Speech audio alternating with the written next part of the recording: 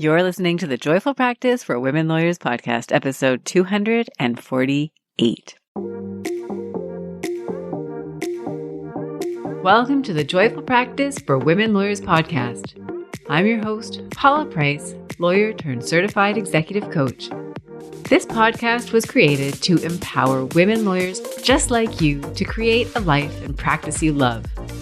Join me every week for a break from the hustle so we can focus on you, what you truly want, and how you can create it. If you're over the overwhelm, done with putting out fires, and ready to redefine success on your own terms, you're in the right place. Ready for today's episode? Let's dive in. Hey, are you ready for a workout? Seriously, I've got 30 minutes before my kids come home from school.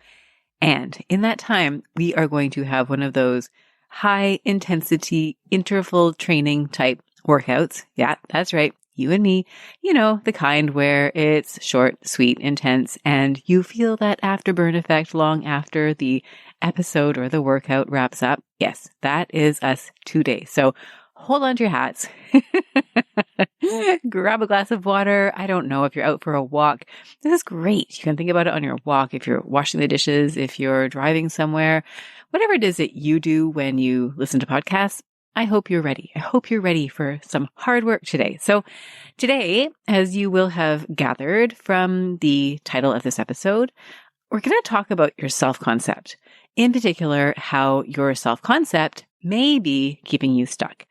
Now, this is one of those topics that is so key, right? When self-concept enters your awareness, it's one of those things that you can't unsee. And if you have never heard of self-concept, don't worry, we're going to dive into that. And if you have already heard about it, great, you're here. We can dial up the intensity. You can refine some of the work you may already be doing in this area. So why does this matter? Why are we talking about this?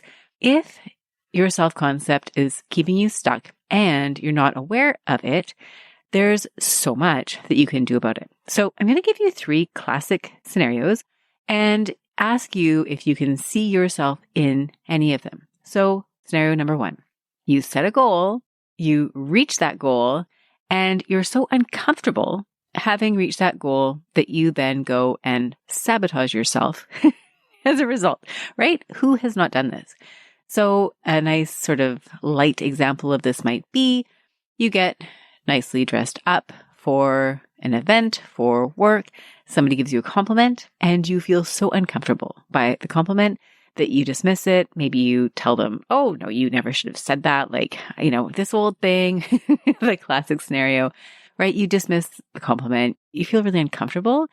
And so as a result, I mean, that person may not give you compliments again in the future because they think, oh, like last time I gave her a compliment, she was so uncomfortable. I don't want to do that to her again.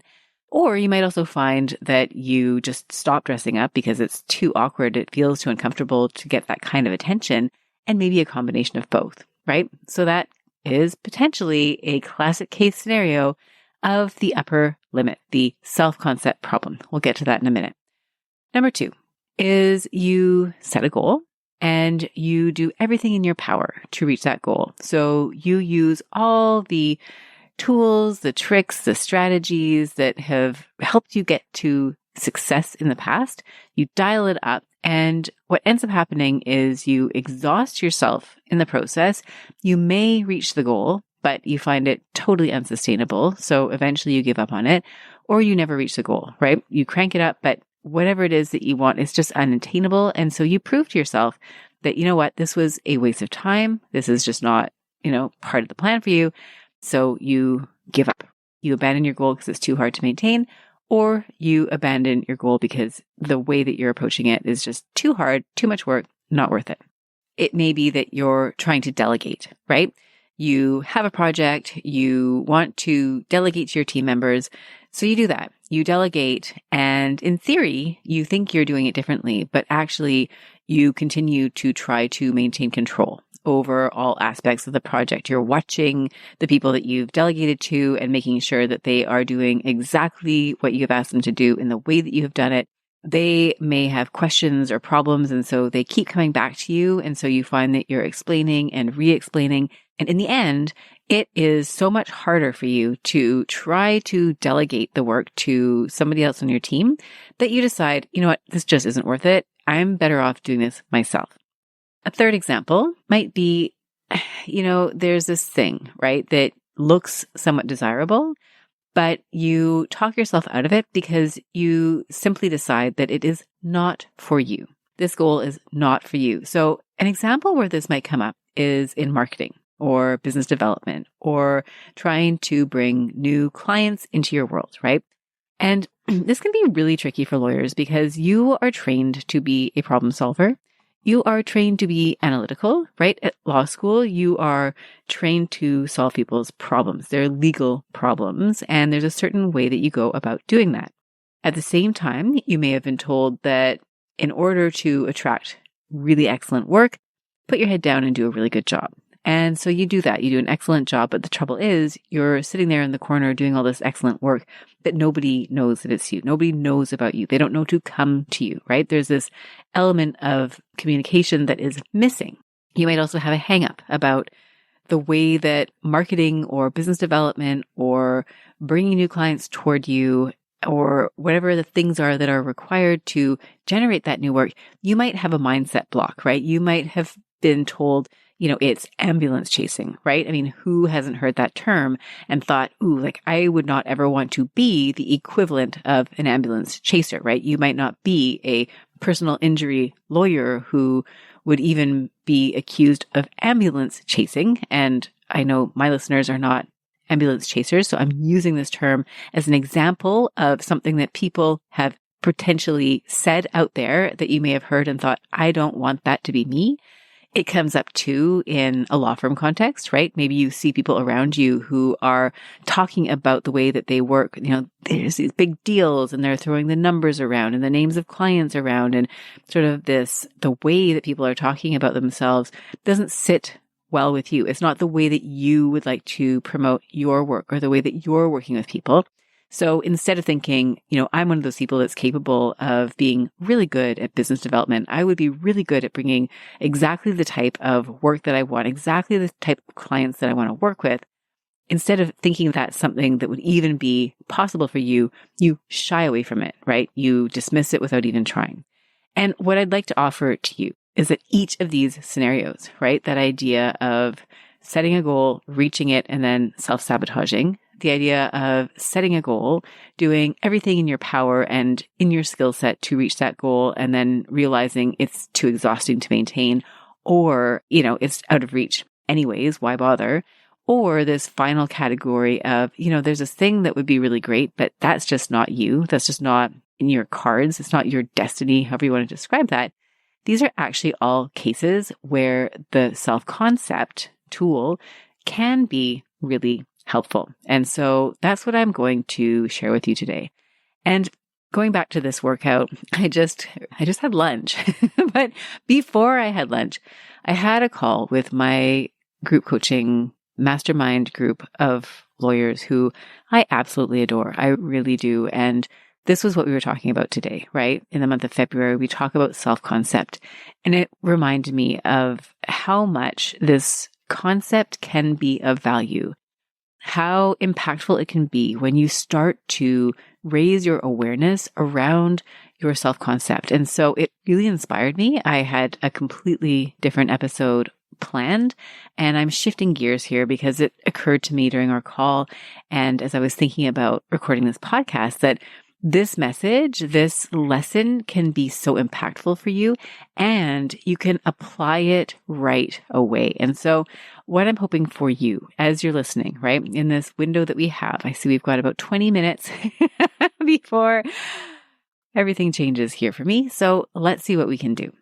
Now, self-concept, what is that? You can think of it as a number in a number of different ways. So the definition, right, if you look at the Collins Online Dictionary, is the whole set of attitudes, opinions, and cognitions that a person has of themselves. So really, if you want to boil it down to the nuts and bolts, your self-concept is the way that you think about yourself, right? It's that view, the way you see yourself. There's a term in the realm of executive skills called metacognition. So metacognition is another way of talking about you perceiving yourself. And the way you might think about that is if you were an observer of you, right? If you were able to step outside of yourself and see yourself, that self-awareness is metacognition. So that is also your self-concept. And then a final analogy here, or a final way to think about this, is if you were inside of a jar, right? And there was a label on the jar, it's really hard for you to read the label while you're inside of the jar. So your self-concept or metacognition is finding a way to step outside of the jar and to see yourself, right? And so here, that notion of self-concept is, how are you thinking about yourself? And if you've heard this term before, if you've thought about self-awareness before, if you've heard the term metacognition before, then you may already be fairly far down on this path, right? You may know exactly what I'm talking about. But if you're new to this concept, then this can be a real aha moment, because what you may not realize is that we all have a self-concept. We all have a way that we think about ourselves. And whether or not we're conscious of that self-concept, it's there. So you might do it intentionally, right? I see myself as a person who, and then you fill in the blanks, or unconsciously, right? You see yourself as a person who. And so whether it's conscious or unconscious, your self-concept is shaping your decisions. It's shaping the way you think about yourself. It may be shaping the way you feel about yourself. It has an influence over what you do and do not do. When your external world is in alignment with your self-concept, then things probably feel pretty congruent, for better or for worse, right? If you see yourself as a messy person and you live in a messy working environment or a messy home, then there might be congruency there, right? You might think, well, that's exactly me, which may be exactly what you want. Or you might be thinking, no, actually, I want it to be different. I actually want to have more order or structure. Or if you're like me and you see yourself as somebody who's fairly structured and you find yourself really feeling ill at ease or out of sorts in environments that are not structured, then it can help you to start to understand, wait a sec, there's a misalignment between me and my external circumstances. Another example you might be able to relate to is if you're in a workplace, for example, where there's this reinforcement of a concept that is bigger than you, right? They see you in this light that is expansive. They have confidence in your ability. That can help you to expand your self-concept, right? You start to see yourself the way that they see you, and that helps you grow. Contrast that against a work environment where maybe the person that you work with the most closely has a really limiting view of you and your capabilities. And so their concept of you starts to become your concept of you, and you start to see yourself in that smaller light. You start to play smaller. You start to question your ability. So there's this interplay between your self-concept and your environment, what you think, how you act, how you feel. And so if you can raise awareness about your self-concept, then you can start to be more decisive in terms of how you want to think about yourself, and also how you can influence your own thoughts, feelings, actions, behaviors to influence the outcomes and the circumstances that you are living in. So I mentioned, bringing this back to today's podcast and how this can be actionable for you. Well, I want to take us to those 3 examples that I shared at the beginning, explain to you a little bit what is going on, and then talk about how you can use your self-concept to create more of what you want, basically to help you reach your goals. So what's happening? That first example I gave you, right? Where you set a goal, you reach it, and then you self-sabotage. That's a classic case of what you might think about as your set point. So there's a writer, author, Gay Hendricks, who wrote a book called The Big Leap. And what is really cool about The Big Leap is that he talks about a notion of the set point. And the set point, the best way that I know to describe it is to think about the thermostat in a room. So let's say you're in a room and it's air conditioned, right? If it gets too hot, the AC kicks in and it'll cool down the room. And if it's too cold, the opposite will happen. So you can imagine you're sitting in the room, everything's normal, you're at that perfect set point, and maybe it's cold outside and you open the window to get some fresh air. The room starts to get cooler and there's a sensor, right, that detects that the set point is now off. The room is colder than it should be. And so the heater kicks in. It brings the temperature back to the set point, right? Or conversely, maybe it's a really hot day, right? You're in one of those south-facing rooms with really big windows and it starts to get really hot and the thermostat detector sees or senses that the temperature of the room has gotten higher than the set point. And so the AC kicks in and it brings the room temperature back to baseline. So each of us has a set point, right? We all have this self-concept. We have this set point where it feels comfortable. And we are going to bring ourselves back to that set point because it feels comfortable. And what's really curious is that it's not necessarily because that set point is ideal for us.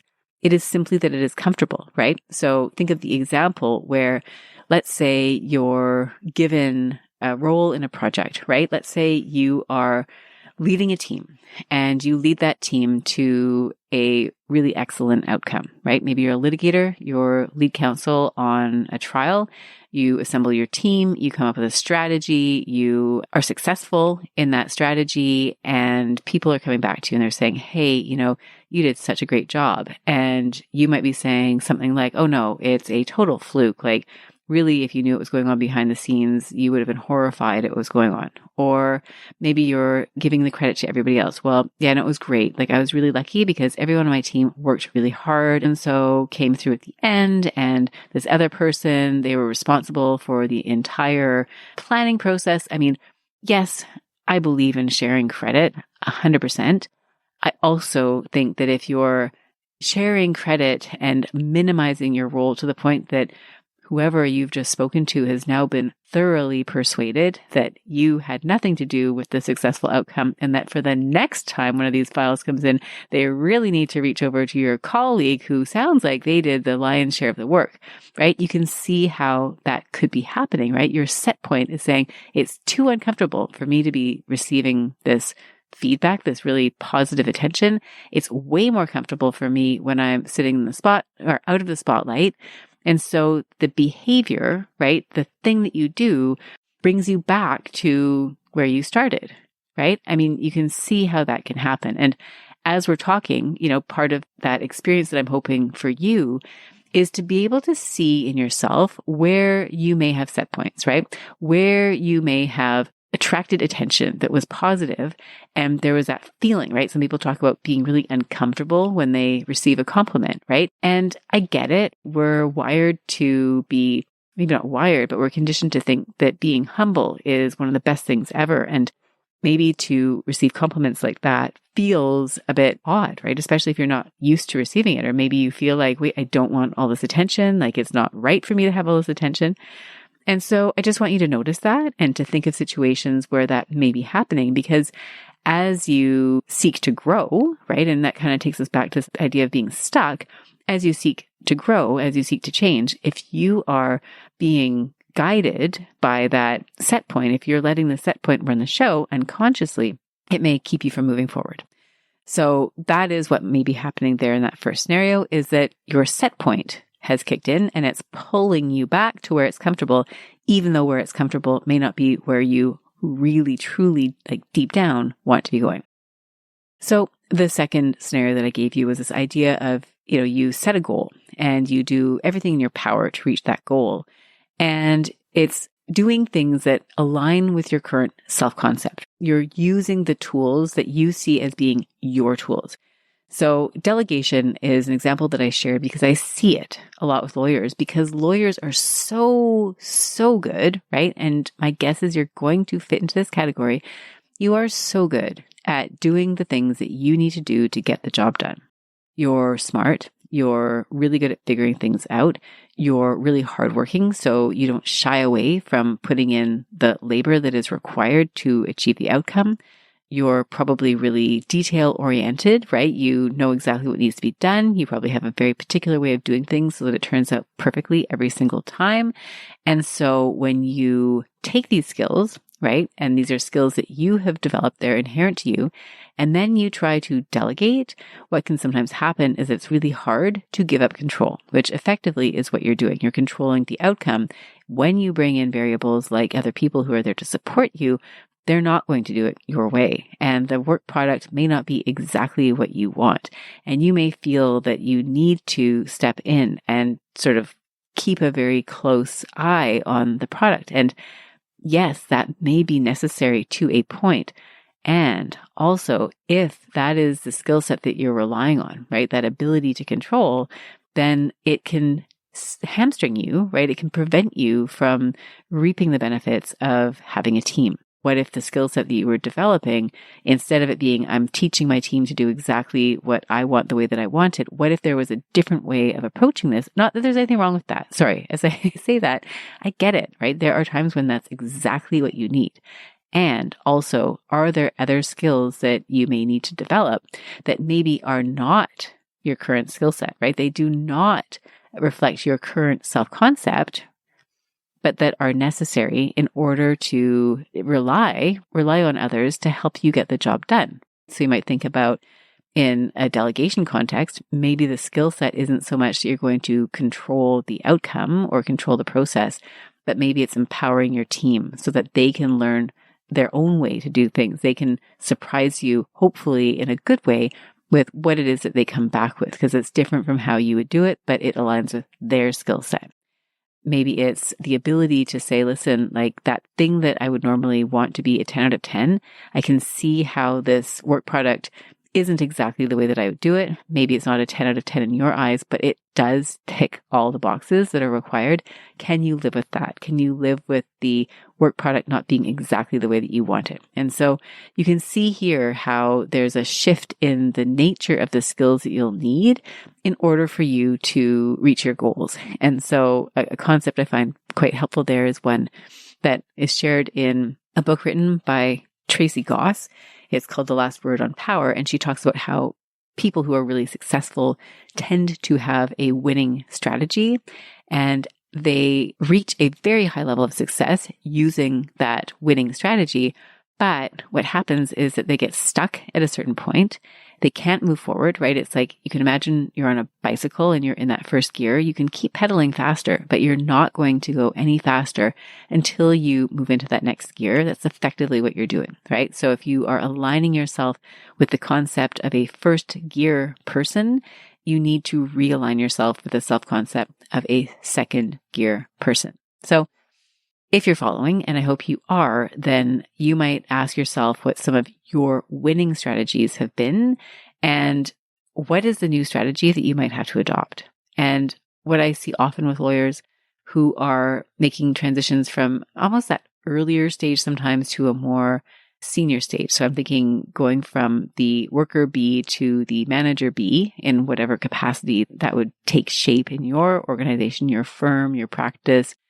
It is quite often going from being the go-to, the doer, the person who can do anything at any time, to the person who is not necessarily demonstrating their value by being in that role, but rather taking on more of a strategic role, more of a leadership role, more of a delegation role. So that's just one example. And I would encourage you to think about what skills that you've relied on that you may want to dial down a little bit, and which ones you may need to increase in order to reach the goals that you have for yourself. And we're going to talk about marketing in a second, and I can see how that could be an applicable one here, right? And I use marketing loosely because it's a catch-all. Business development, helping people out there know that the work that you do can really be of service to them, and finding a way to bring the work that you want to you, right? What are the things that really are within your zone of genius? What are the things that you do really well? Where can you make the most impact with people? Where can you be of greatest service?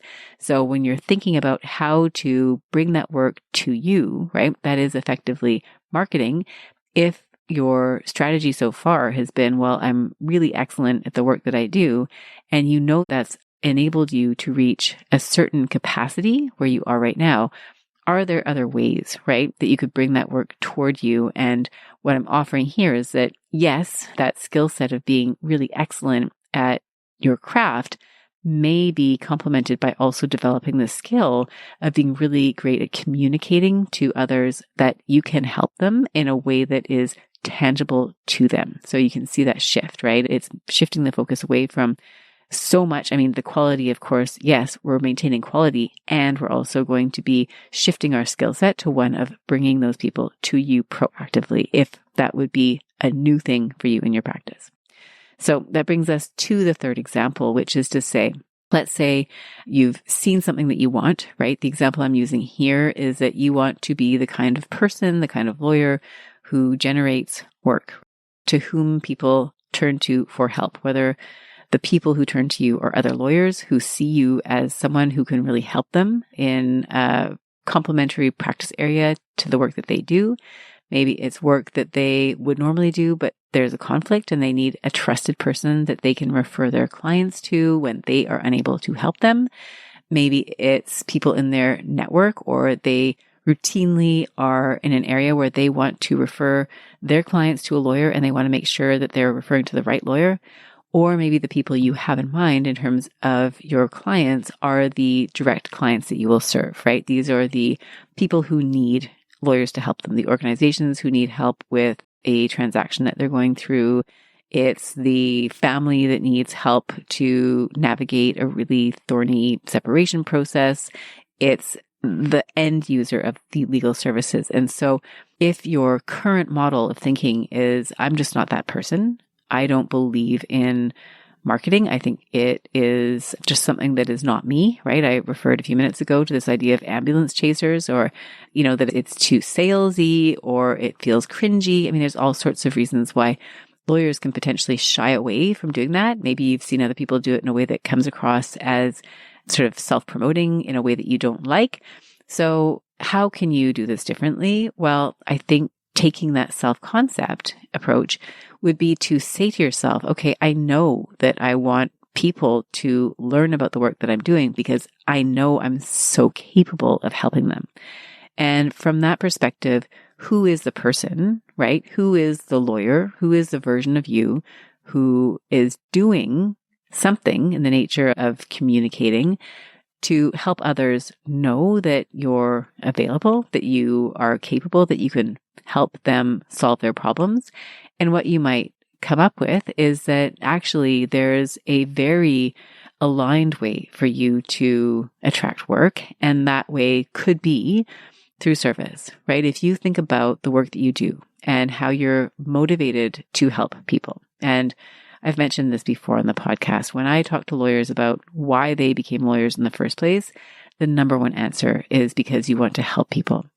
And so your particular brand of helping people will be very different and unique depending on your practice area, the type of clients that you serve, and your unique way of delivering your services. So you can think about how, let's say you are perhaps, and I'm going to think of an example offhand.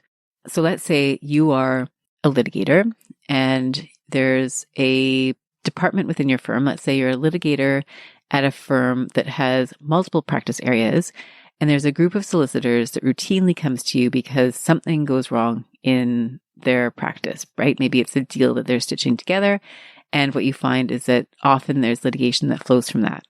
So what you might decide to do is just say, well, I know that I can help my fellow lawyers. I know that I can help their clients because I keep seeing the same problem come up time and again.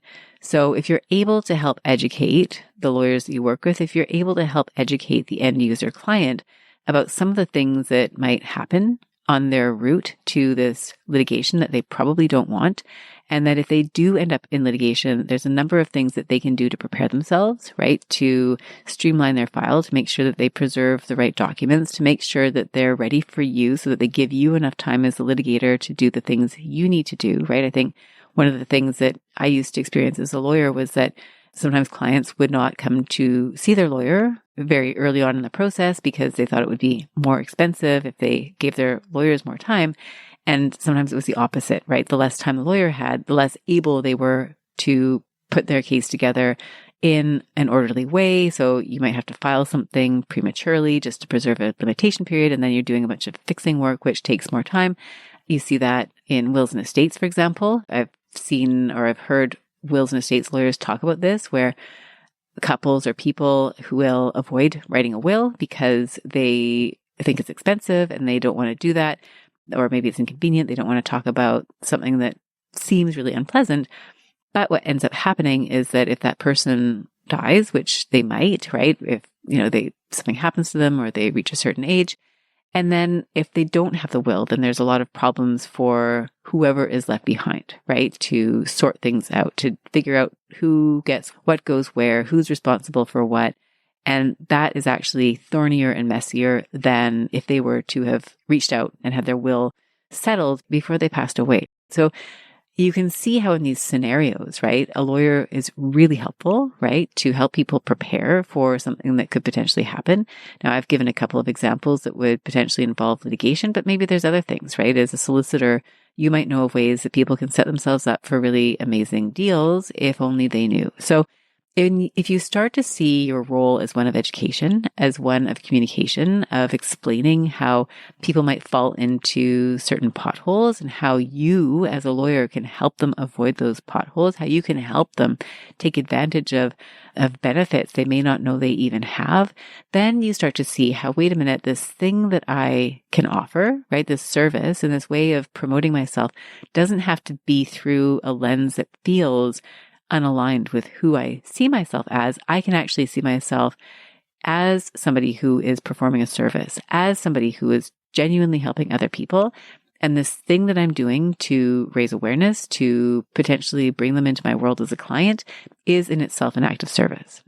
So again, what I'm trying to do here is help you use that lens of self-concept to make shifts where maybe you feel stuck right now, where you feel like moving forward, maybe you've tried it and then you've kind of, that first scenario, you've kind of backed away from it because it didn't feel right. Maybe you're trying to move past stuckness by doing more of what you're currently doing. And what is really required is a shift, going from first gear to second gear, whatever that looks like in your world. Or there's that third example, writing yourself off because you don't think it's for you, but in fact, it could be for you, but we need to bring your self-concept into alignment with the way that you perceive what it is that you are doing. So if this is something that resonates with you, then I hope that today's podcast episode is giving you that sort of in the moment aha of like, oh, this self-concept tool is actually really powerful, right? If you start to gain that awareness of you and your self-concept and how it can be helping you move forward, it can be holding you back, then you now have this additional tool that you can use in order to move forward. So before we sign off, and it's funny, I can hear my daughter downstairs. So yep, here we are, 35 minutes. We're going to do a quick little, what is this? Maybe this is a cool down. It's a few steps that you can take after our podcast episode wraps up. So number one is that awareness. So we're doing that right now, right? You're becoming aware of the fact that if you weren't aware before, that there is this self-concept that's running in the background, whether or not you're conscious of it. So one way to bring that to your awareness is to set a goal, a stretchy one, preferably, because that will often bring up some of the conscious and unconscious beliefs that you have about yourself. And then we get to see what they are and we can challenge them. So you might say, well, I know I want to delegate more, but I also want to be controlling what's happening. I want to control the outcome. Okay, then we may be able to start working toward what is the self-concept attached to that, and do we want to make some shifts there? Once you start to become aware of the fact that you have this self-concept, that you have these beliefs about yourself, we want to do some triage. Chances are you're going to find some things in there that are really amazing. I'm a good person. I have great intentions. My moral judgment is sound. I want to do the right thing. I'm a person who people can rely on. You'll start to see all the things that you really want. But then you might also notice that there's some self-concept beliefs in there that maybe you don't like, right? And this is where you might fall into negative self-talk. Maybe you believe that beating yourself up is a really great way to motivate yourself. And so There might be some messaging there that we want to clean up a little bit. That's something that I find often will come up, and maybe some other things too, right? If, I give the example of control, maybe that's something that maybe we want to loosen that a little bit.